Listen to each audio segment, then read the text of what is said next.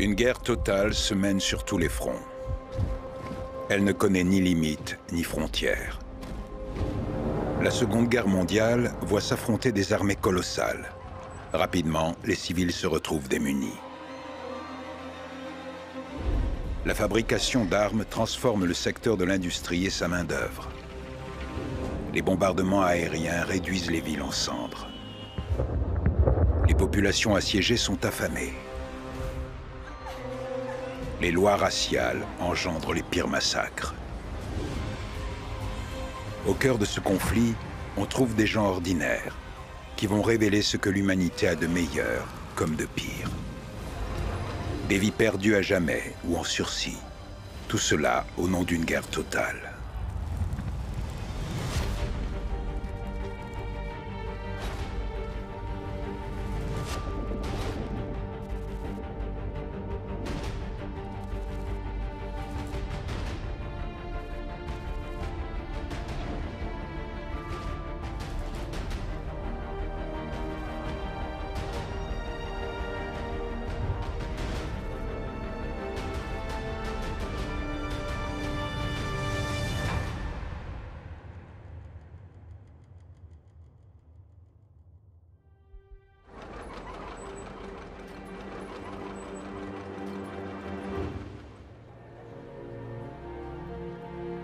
Dans la période de paix qui suit la Première Guerre mondiale aux quatre coins du monde, les populations meurtries et endeuillées espèrent avoir vécu ce qu'on appelle la der des der. Mais une guerre encore plus destructrice se profile dans un avenir pas si lointain.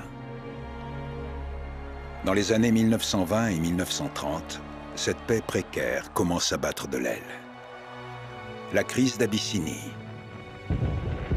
la guerre sino-japonaise, ainsi que la guerre civile espagnole, chacune à sa manière, donneront un avant-goût de la tragédie qui s'annonce. Il aura fallu de nombreuses années pour passer petit à petit d'une guerre aux moyens limités à une guerre totale. Les chercheurs et les philosophes cherchent un terme pour décrire cette nouvelle façon de faire la guerre. Dans les années 1820, le très influent général prussien et théoricien militaire Karl von Clausewitz formule sa définition d'une guerre totale. Pour lui, une guerre totale impliquait un objectif politique sans limite, avec la destruction complète de l'État ennemi si nécessaire, l'éradication intégrale de son indépendance. Mais d'après von Clausewitz, une guerre totale avait peu de chances de se produire. Il estimait que les contraintes exercées sur la société entraîneraient son effondrement. Mais il n'avait pas prédit la création d'États-nations colossaux au tournant du XXe siècle. La définition de la guerre totale, selon von Clausewitz, anticipe avec près d'un siècle d'avance certaines réalités de la guerre. Mais quand la Première Guerre mondiale présentera au monde une guerre dominée par la force industrielle de ses belligérants, elle se révélera bien plus destructrice que n'aurait pu l'imaginer le théoricien.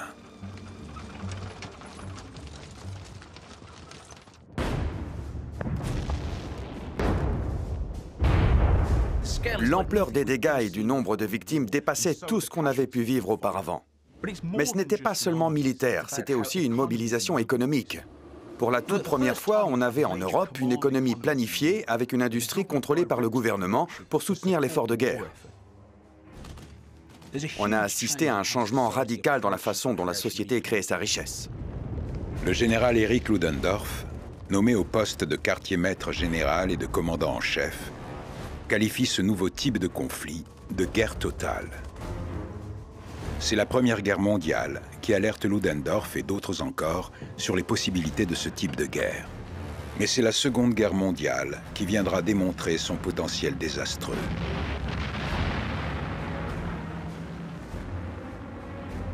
La Seconde Guerre mondiale rentre davantage dans la catégorie des guerres totales.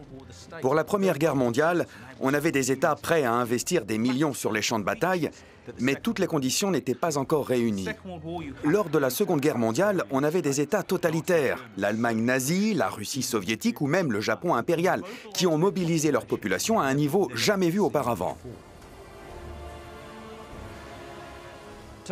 Cette guerre totale se jouait sur plusieurs domaines. Certains touchaient à la puissance technique et destructrice présente sur le terrain. D'autres concernaient la façon dont les civils étaient exposés au conflit. Chaque pays remplissait certaines conditions d'une guerre totale à des degrés divers. L'exposition aux conséquences d'une guerre totale varie selon le lieu et la période.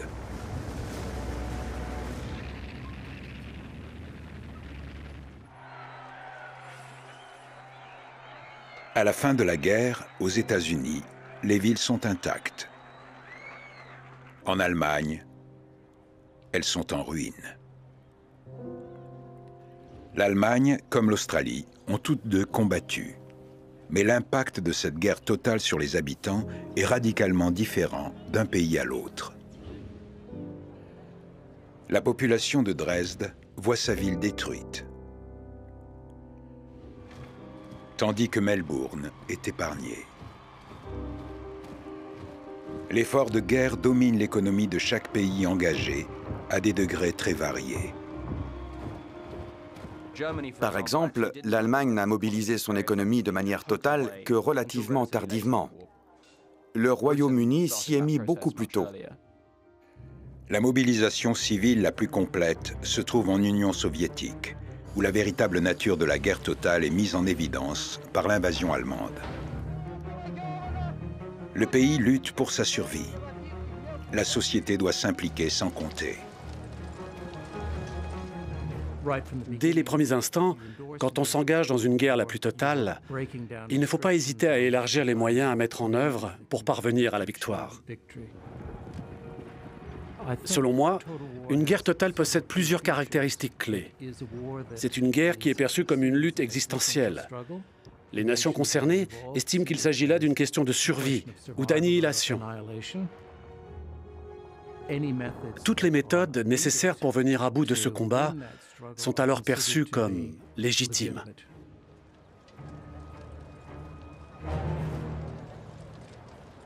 Une guerre totale n'apparaît pas de façon spontanée. Elle évolue conflit après conflit dans les périodes de paix.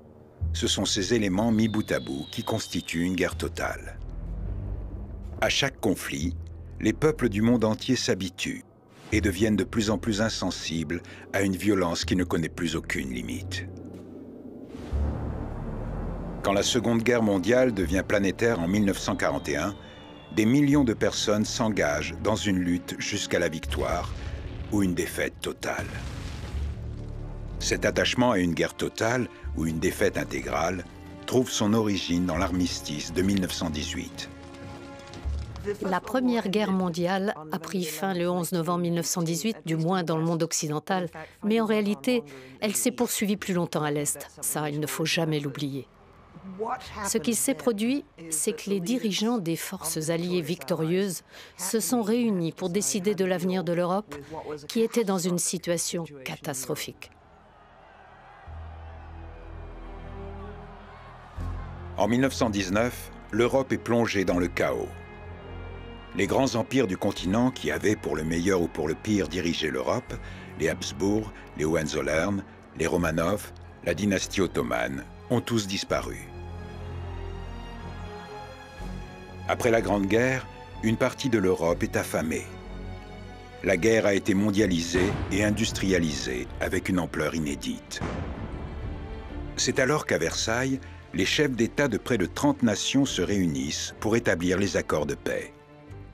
L'un des objectifs des participants à la conférence de paix de Paris de 1919, c'était d'éviter qu'une catastrophe comme l'on venait de vivre ne se reproduise.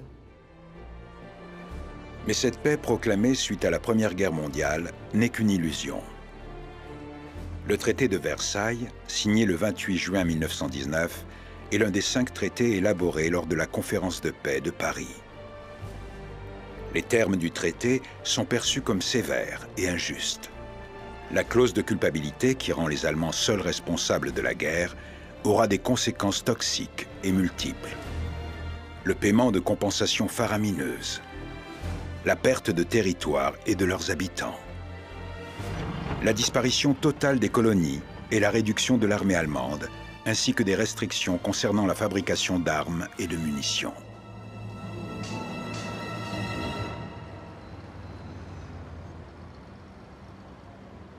Versailles va laisser un goût amer au peuple allemand et offrir un terreau fertile aux désastres à venir.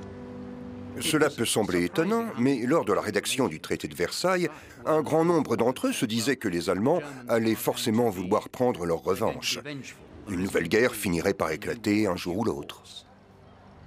Choqués par la sévérité des vainqueurs, de nombreux Allemands vivent ces mesures punitives comme une injustice. Le traité est alors surnommé le Diktat. Un autre héritage de cette défaite aura des conséquences considérables sur la mobilisation de la population en vue d'une guerre totale, et plus tard, sur sa volonté de capituler sans condition. C'est la Dolchstoßlegende, la légende du coup de poignard. D'après ce mythe du coup du poignard dans le dos, en réalité, l'Allemagne n'avait jamais été vaincue lors de la Première Guerre mondiale. Son armée était encore au front et n'avait pas été renversée par les forces alliées. C'était en fait ceux qui étaient restés en Allemagne, les socialistes, les juifs, les éléments perturbateurs, qui œuvraient contre l'État et avaient même mené le pays dans une situation où il était contraint de négocier la paix. Ce n'était qu'un mythe, mais un mythe qui les arrangeait bien et qui a eu un impact considérable dans la montée de la droite dans les années 1920 et 1930. Hitler et le parti nazi profitent de cette rancœur grandissante. L'abolition du traité est un thème cher au parti.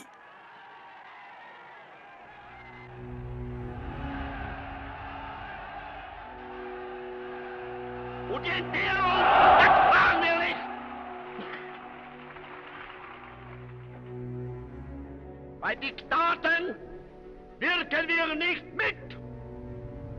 Sie mögen ein Diktat als Diktat uns aufoktroyieren. Hitler s'engage également à créer le Lebensraum, un espace vital dédié aux Allemands. Les terres confisquées seront récupérées et d'autres seront conquises. Ce concept idéologique selon lequel l'Allemagne doit étendre son territoire pour prospérer n'a rien de nouveau lorsqu'Hitler en parle dans Mein Kampf. C'est au tournant du siècle, voire à la fin du 19e siècle, que l'on réfléchit à cette notion d'empire et à cette idée selon laquelle l'avenir appartient à ces puissances qui possèdent de grands espaces, des populations massives et les ressources industrielles qui vont avec. D'après Hitler, le destin de l'Allemagne est d'étendre son territoire vers l'Est. Pour cela, une seule possibilité, la conquête. Les conséquences du traité de Versailles pour l'Allemagne dans les années 1920 et 1930 sont claires. Mais la conférence de paix de Paris aura un autre impact plus large à l'échelle internationale avec la formation de la Société des Nations.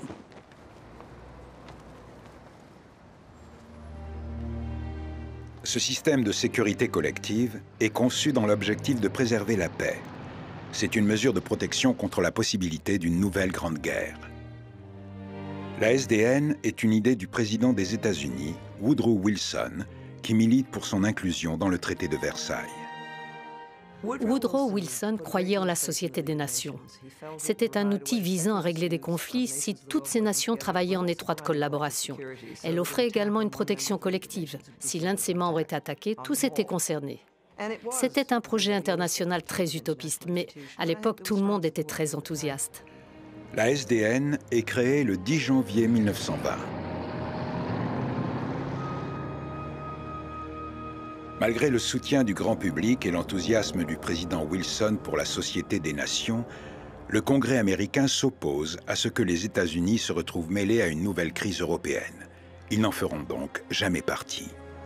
Si les États-Unis avaient rejoint la Société des Nations, qui sait, l'histoire des années 1920 et 30 n'aurait peut-être pas été la même.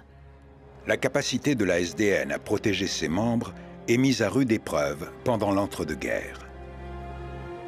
L'un de ses plus grands défis sera l'invasion de la Mandchourie par le Japon. Notre vision très eurocentrée de la Seconde Guerre mondiale veut qu'elle ait démarré en 1939. Mais à l'Est, la guerre a été menée bien avant l'invasion de la Pologne par Hitler. L'invasion de la Mandchourie en 1931 est la première étape du long processus qui mènera à la guerre mondiale. Sarah Steiner, cette grande historienne de Cambridge, appelle cette période allant de 1929 à 1933 les années charnières. Ce sont les années qui vont changer la donne. L'armée japonaise avance sur la Mandchourie en 1931 au mépris des ordres de son propre gouvernement. Les civils se retrouvent de plus en plus désemparés face aux militaristes japonais. La présence japonaise en Mandchourie remonte au début du XXe siècle, avec la reconquête de la péninsule du Liaodong après la guerre russo-japonaise et avec elle la création de la Société des chemins de fer de Mandchourie du Sud. Il est indispensable pour le Japon que cette zone reste neutre pour lui permettre de protéger ses intérêts coloniaux en Corée, que le Japon a annexé officiellement en 1910.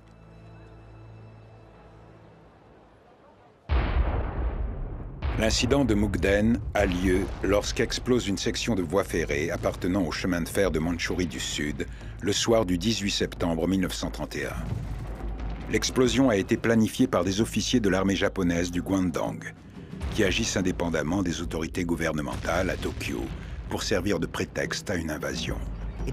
L'opération n'avait été menée que par 2 officiers subalternes. Mais en l'espace de 5 à 10 jours, ils sont parvenus à occuper en grande partie une région qui fait la taille de la France et de l'Allemagne réunies. C'est l'une des actions militaires les plus audacieuses auxquelles on ait pu assister au cours du XXe siècle. Beaucoup de personnes se sont demandé pourquoi les organisations et la communauté internationale n'ont pas réagi. Pourquoi les Américains n'ont rien fait, ou les Britanniques, ou la Société des Nations. Lack of food is causing great starvation, and relief agencies give aid as best they can.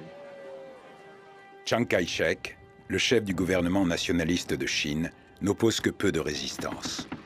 Il s'imagine que la Société des Nations va intervenir. May I, for a few moments, recall to your mind the history of the present crisis.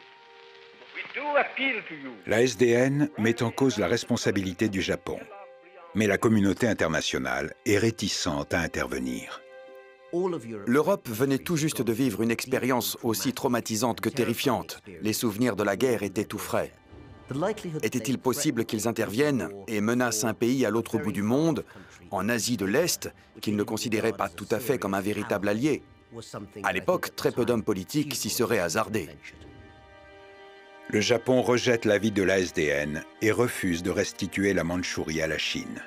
Japan, however, finds it impossible to accept the report adopted by the Assembly. En mars 1933, le Japon quitte la Société des Nations. Sa capacité à assurer la paix collective est mise à mal. À l'échelle internationale, la réaction du Japon est accueillie avec des applaudissements. Quand on regarde les magazines de l'époque, aussi bien britanniques que japonais, le développement impérial et le colonialisme sont des sujets qui reviennent. Du côté des Britanniques, on insiste constamment sur l'impact positif qu'a le Japon en Asie de l'Est. La Mandchourie, ou le Manchukuo, comme l'appellent les Japonais, qui y mettent en place un régime fantoche gouverné par le dernier empereur de Chine, reste entre les mains des Japonais jusqu'à leur défaite en 1945. L'invasion de la Mandchourie prouve au Japon et aux autres pays envahisseurs que s'ils ne respectent pas les règles de la SDN, les conséquences seront quasi nulles. Et le danger est de taille, car le Japon n'est pas la seule nation qui cherche à étendre ses frontières dans les années 1930.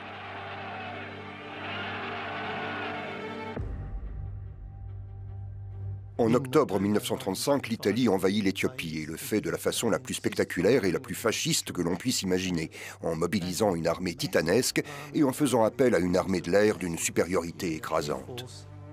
L'invasion par l'Italie de l'Éthiopie, connue à l'époque sous le nom d'Abyssinie, vient accomplir ce que Benito Mussolini appelle son expansion naturelle. Selon le Duce, l'Italie se doit de devenir une puissance impériale, et la colonisation de l'Éthiopie, alors indépendante, lui offre l'occasion de bâtir son empire. Elle lui offre également des terres agraires, dans des régions fertiles où pousse le coton. Il est possible d'affirmer que quand Mussolini a décidé d'envahir l'Abyssinie ou l'Éthiopie et de la conquérir pour l'intégrer à l'Empire italien, quand les autres pays n'ont pas réussi à l'arrêter, cela a marqué un tournant. Une fois que ces événements se sont produits, ça a été la porte ouverte à l'agression japonaise, à l'agression allemande et aux autres. On a foncé tout droit vers la Seconde Guerre mondiale. Le prétexte pour mener cette invasion est un incident survenu à Welwel en décembre 1934, lorsque des Somaliens au service de Mussolini tirent sur les Éthiopiens. Les Éthiopiens ripostent, ce que Mussolini interprète comme une déclaration de guerre. Il mobilise ses troupes. Depuis un balcon à Rome, Mussolini annonce l'invasion de l'Éthiopie le 2 octobre 1935. To our soldiers in East Africa who are about to start fighting, he sends a message. And Italy and the world knew that meant war.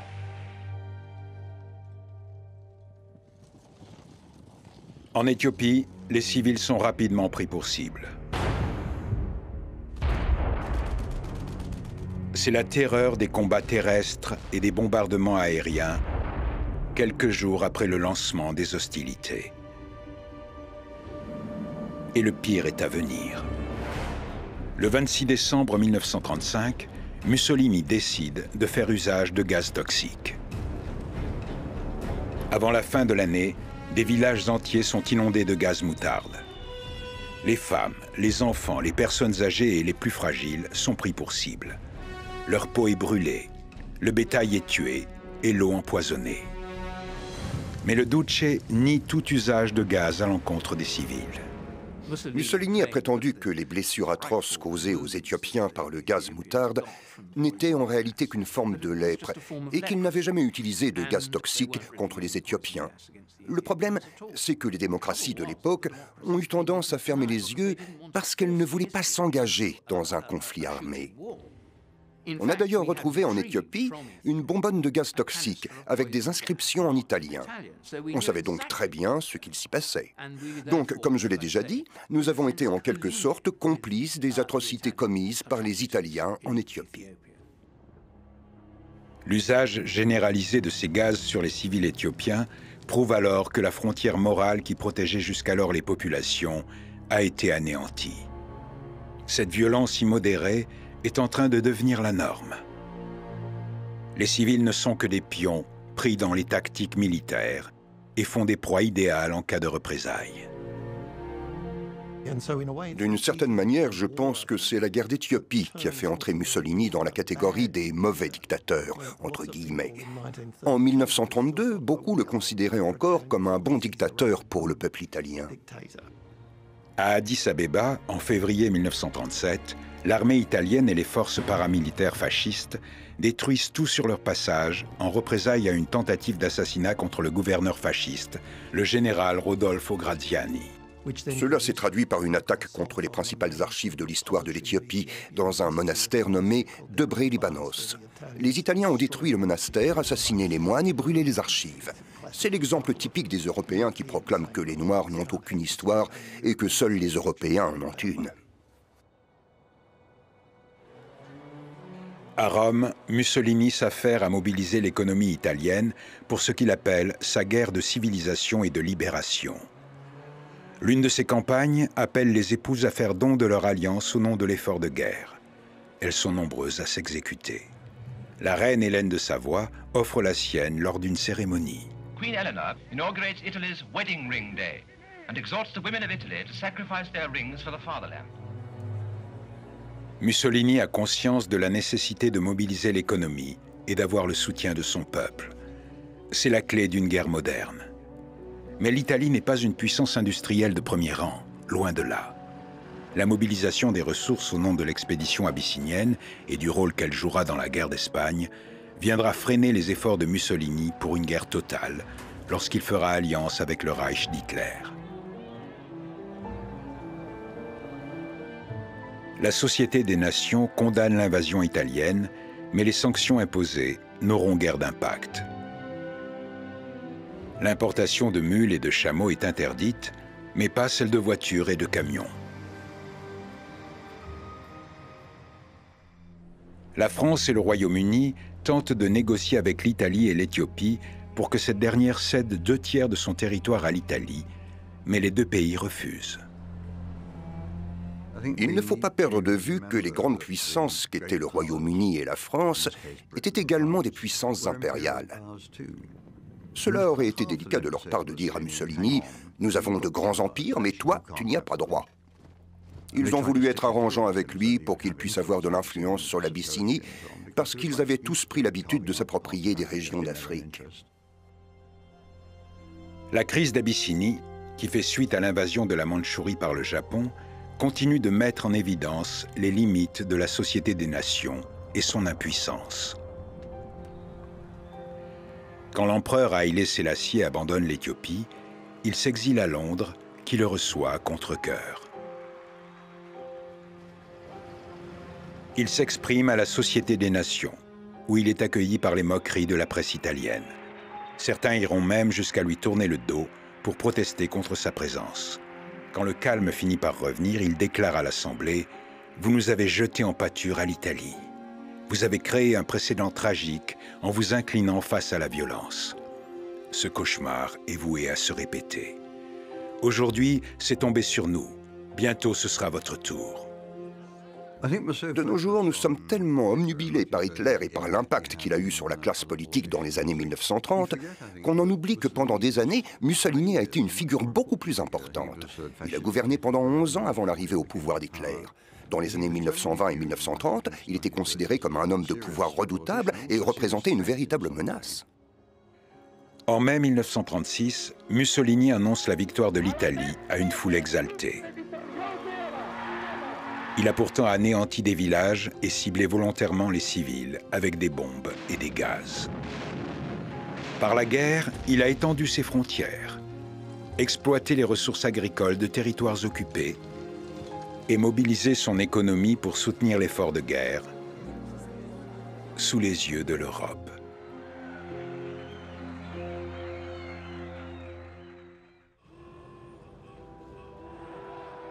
Tandis que Mussolini ressort victorieux de la campagne d'Abyssinie, l'Espagne fait face à une violente guerre civile qui va avoir un impact profond sur la vie des civils et ouvrir la voie à la guerre la plus totale.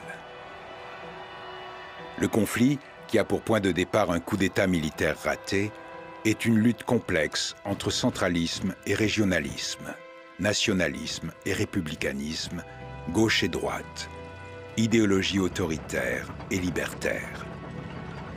Le pays est coupé en deux.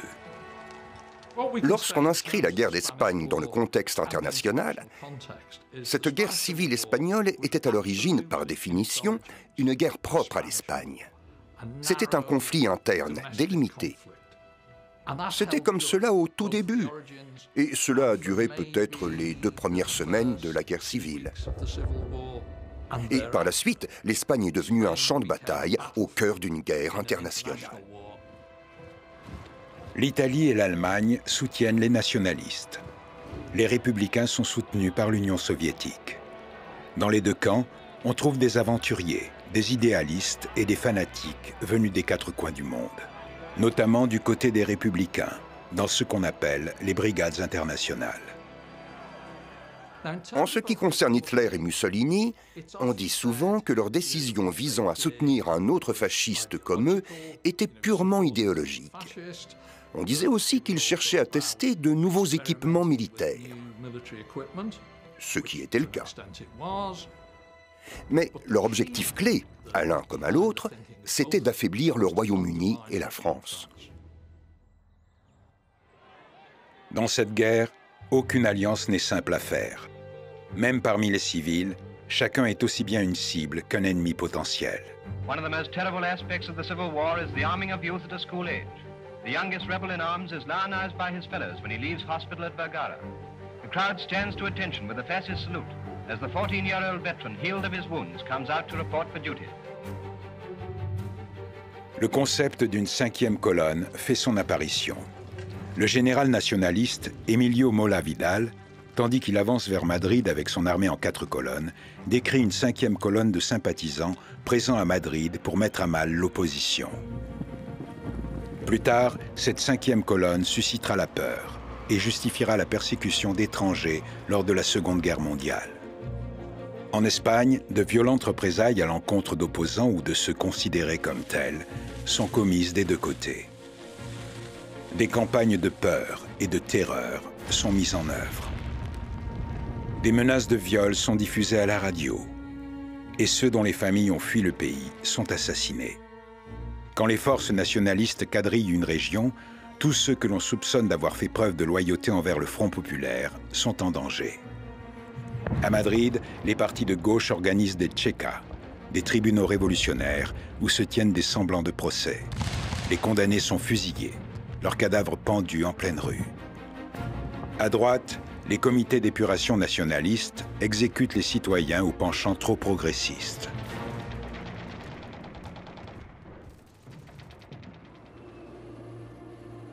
La guerre ne fait pas que mettre en danger la vie des civils.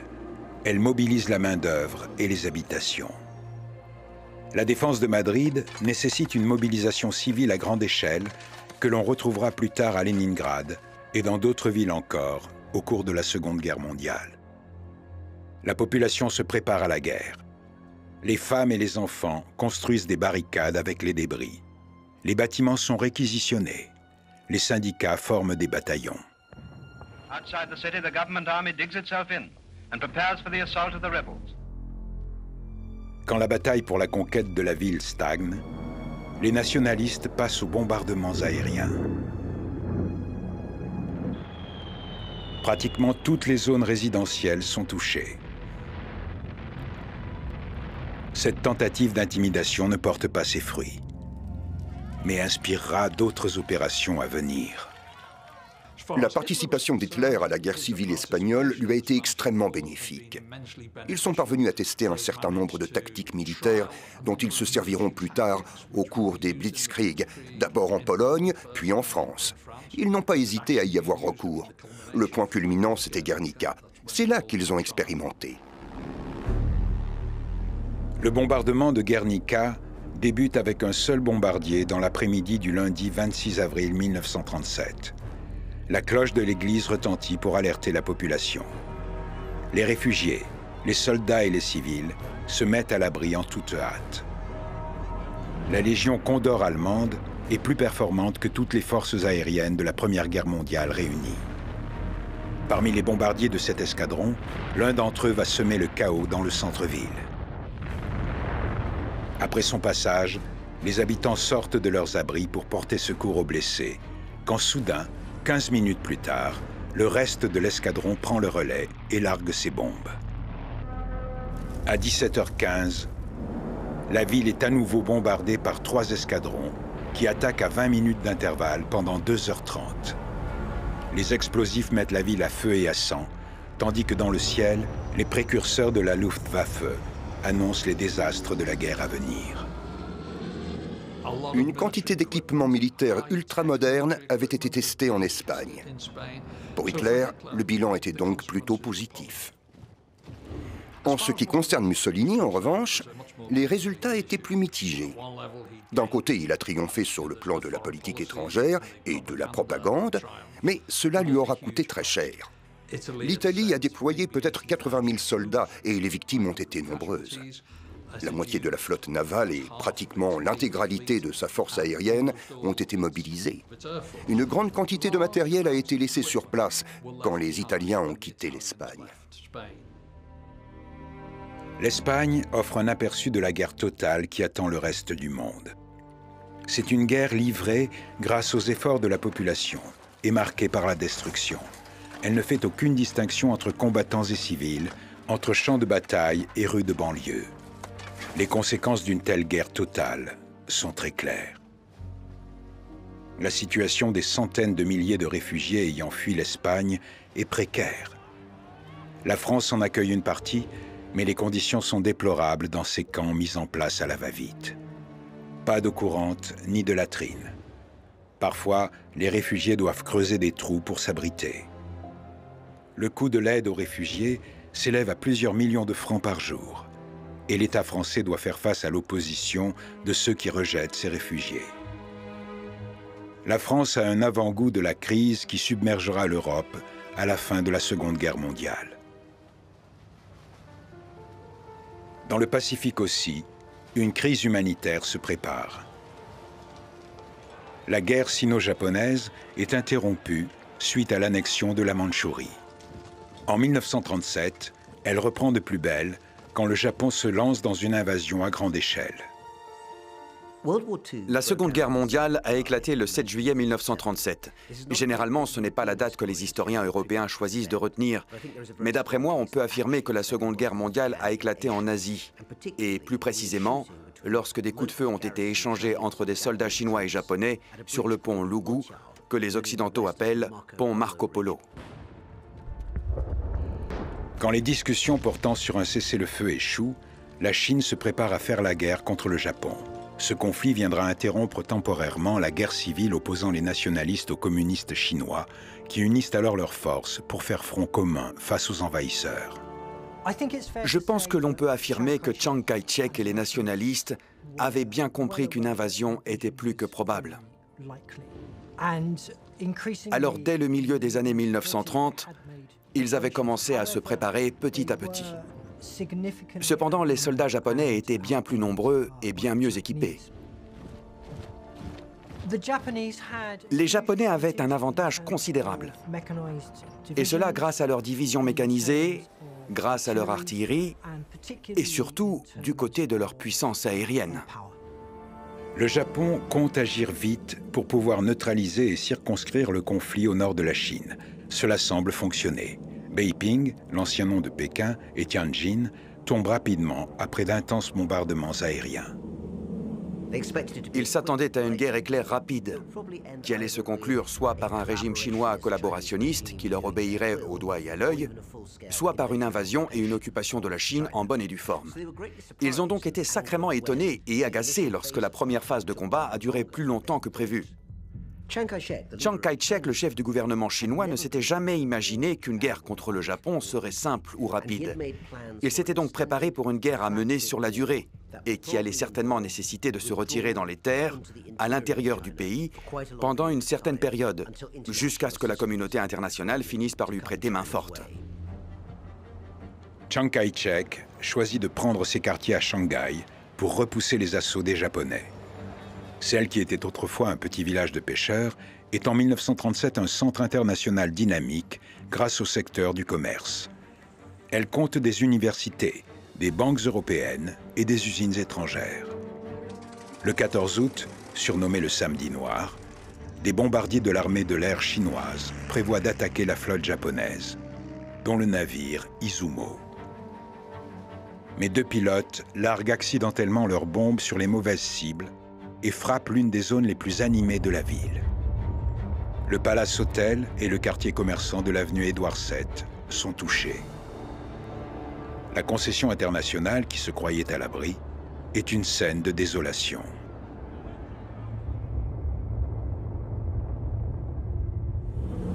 Peu de temps après, c'est au tour des bombardements aériens japonais. Pour pouvoir capturer la ville, les combats se poursuivent dans les rues. Le 20 octobre, la concession internationale de Shanghai est à nouveau touchée lorsqu'une bombe japonaise percute un tramway. La bataille de Shanghai montre à la communauté internationale qu'une guerre aérienne ne fait aucune distinction parmi ses victimes. Les zones de concession internationale ne sont pas directement visées, mais personne n'est épargné.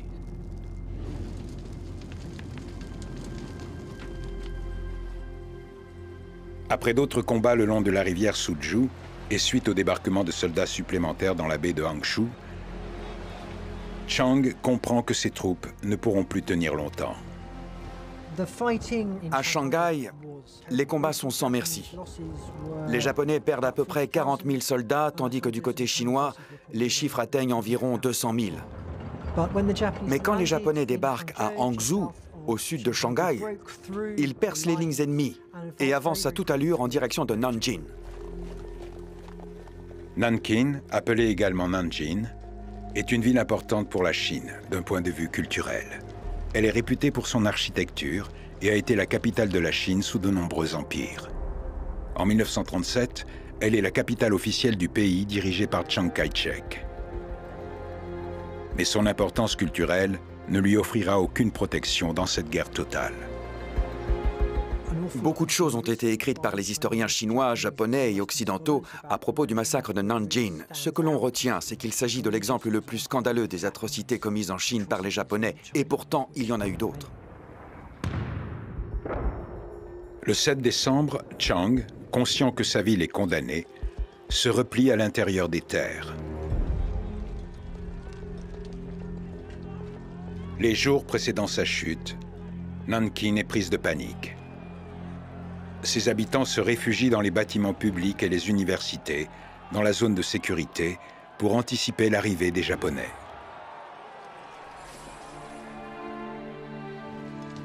Le 12 décembre est une journée ensoleillée et relativement tranquille.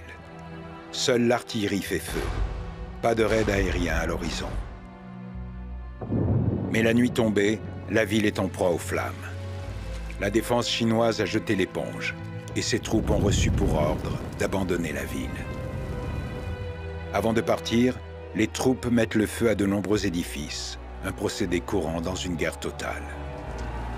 Quand l'armée japonaise entre dans la capitale, elle est déjà en train de brûler. À l'arrivée des troupes japonaises, un nouveau degré de brutalité et de violence est atteint. Passer de Shanghai à Nanjing, cela n'aura pas été une mince affaire. Certains avancent que la brutalité de la guerre engendre toujours plus de brutalité. C'est comme cela que ce genre d'horreur finit par se produire. Je crois que l'on peut supposer qu'il y a eu des défaillances à certains échelons du commandement japonais pendant cette période. Des premières heures jusqu'à la moitié du mois de janvier 1938, les habitants de Nankin subissent des violences effroyables. Leurs maisons sont assaillies. Les femmes sont violées. Les hommes soupçonnés d'être des soldats sont mutilés et tués. Les cadavres jonchent les rues. Personne n'est à l'abri. D'après un témoignage, près de 1000 femmes et jeunes filles sont agressées en une seule nuit. Selon moi, lorsque l'on considère le massacre de Nanjing, tout comme lorsque l'on prend le cas de bien d'autres incidents similaires survenus ailleurs dans le monde, il ne faut peut-être pas regarder le massacre dans son ensemble, mais réfléchir aux raisons qui poussent un soldat ou un groupe de soldats à commettre ce genre d'atrocité. Parce que c'est une chose de devoir exécuter plusieurs milliers de prisonniers de guerre, car on vous en a donné l'ordre. C'en est une autre d'aller violer des femmes et tuer des enfants.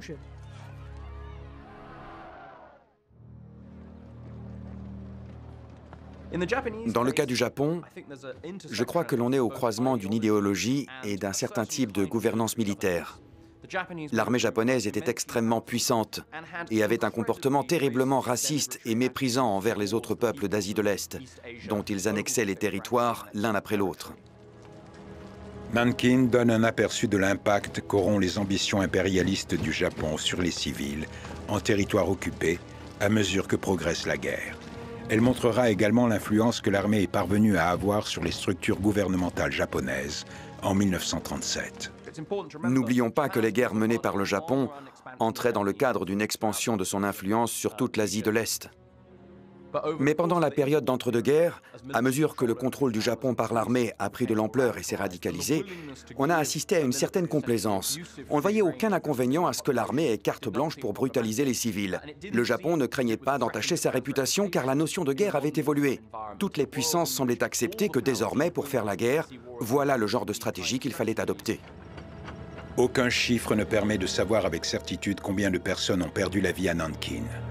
L'ampleur du massacre ne peut être quantifiée qu'approximativement. La plupart des spécialistes s'accordent à dire qu'entre 200 et 300 000 personnes sont mortes. Mais en réalité, nous ne le saurons jamais.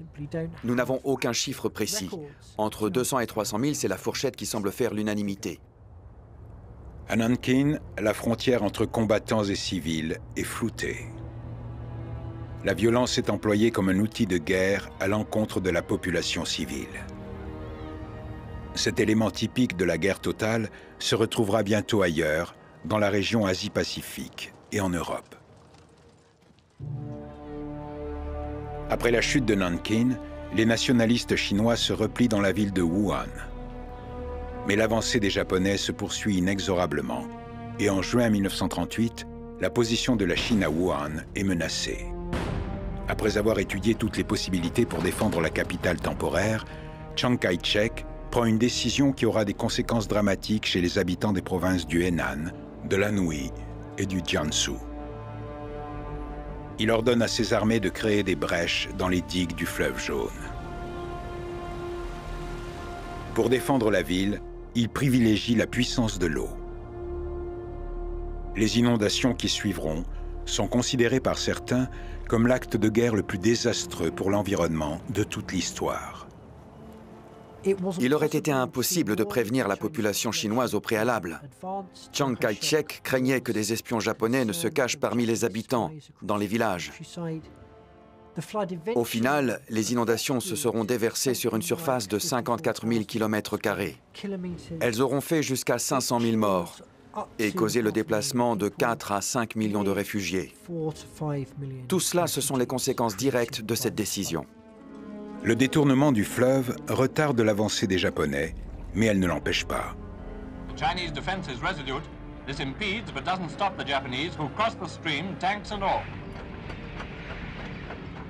Le gouvernement nationaliste a réussi à gagner du temps pour pouvoir déplacer sa capitale au sud-ouest de la Chine, dans la ville de Chongqing. Wuhan tombe en octobre 1938. L'inondation défensive du fleuve Jaune montre le peu d'égard qu'a la stratégie militaire pour les civils. La guerre sino-japonaise présente certains aspects d'une guerre totale. Plus tard, l'Europe en fera l'expérience.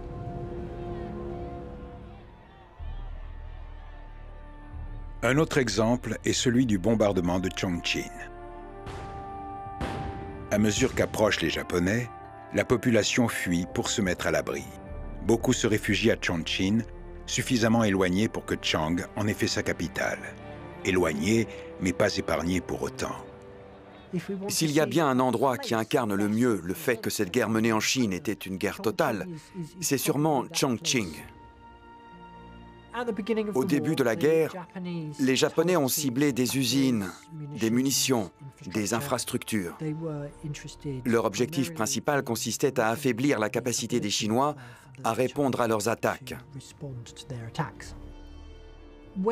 Quand il est devenu évident que la Chine n'était pas prête de rendre les armes, que Chiang Kai-shek n'avait pas l'intention de s'asseoir à la table des négociations, et que la guerre a commencé à traîner, alors les tactiques japonaises ont évolué et ils se sont lancés dans une guerre par la terreur, avec ces bombardements auxquels on assistera sur le tard.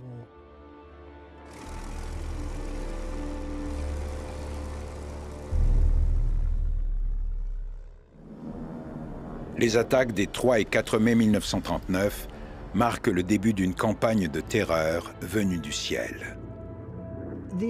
D'après les estimations, pendant toute la période durant laquelle Chongqing a été assaillie, à peu près 9500 avions ont largué plus de 20 000 bombes sur la ville.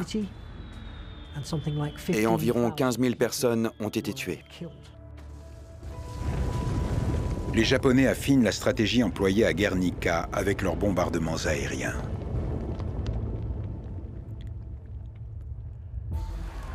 Mais là où le bombardement de Guernica n'a duré qu'une journée, Chongqing subit des assauts répétés sur une période de 2 ans. Les bombes incendiaires et à retardement sèment la panique, même en Europe. En 1932, le Premier ministre du Royaume-Uni, Stanley Baldwin, parle déjà de la peur venue du ciel, cette menace que posent les bombardiers pour les civils. Il ajoute « Les bombardiers parviendront toujours à s'imposer. Il semble que les événements de Madrid, de Guernica, de Shanghai et de Chongqing lui aient donné raison. »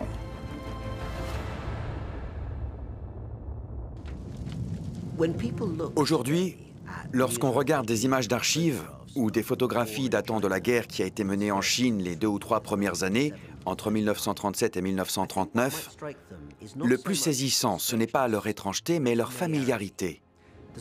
La ville de Chongqing, la capitale temporaire de la Chine sous les bombardements, les tranchées creusées dans les rues de Shanghai lors de leur tentative désespérée de sauver la ville, le déplacement des réfugiés des villes les plus vulnérables vers l'intérieur des terres. Eh bien, le plus troublant, c'est que tout cela s'est produit en Chine avant de se produire plus tard en Occident.